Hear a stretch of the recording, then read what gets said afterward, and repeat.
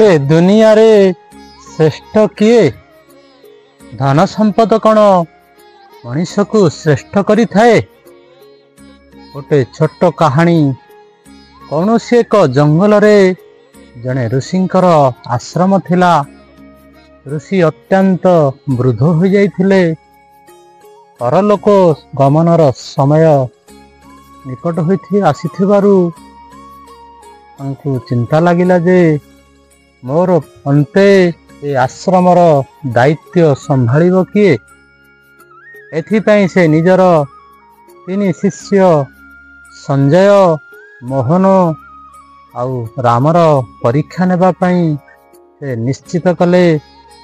दिने ऋषि से तीन जन को डाकी प्रश्न पचारिले, जदि भगवान तुम मानकु दर्शन देई कौन सी वर मागिबार जदि कहिबे ताहले तुमे कौन मागिबो।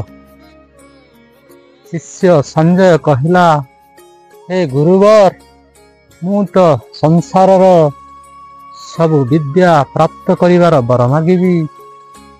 मोहन कहिला, हे गुरुदेव मु तो ईश्वरंकु विपुल धन संपदर वर मागिबी।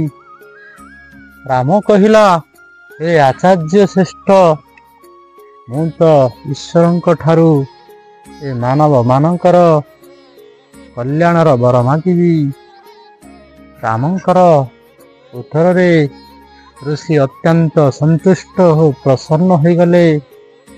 से तांकु हृदयर आलिंगन कराई देले ओ कहिले, हे वत्स तुमे ही मोर सर्वश्रेष्ठ शिष्य आ गुरु पदरे तुमे ही शोभित होई पारिबु आ तोर कल्याण हो।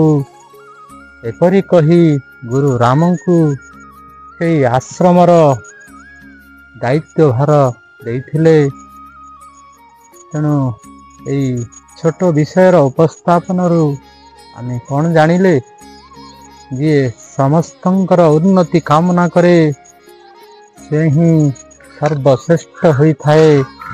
समस्तंको अनुरोध ए मानव देह आमे ग्रहण करिछे, मानव जन्म नेइछे। यदि आमे समस्तंकर मंगल कामना न करिवा, समस्तंकर उन्नति न करिवा ताहले दुनिया रे श्रेष्ठ होई परिबा नाही। समस्तंकर मंगल कामना करंतु। धन संपत्ति द्वारा आपण श्रेष्ठ होई परिबे नाही। पालन करंतु।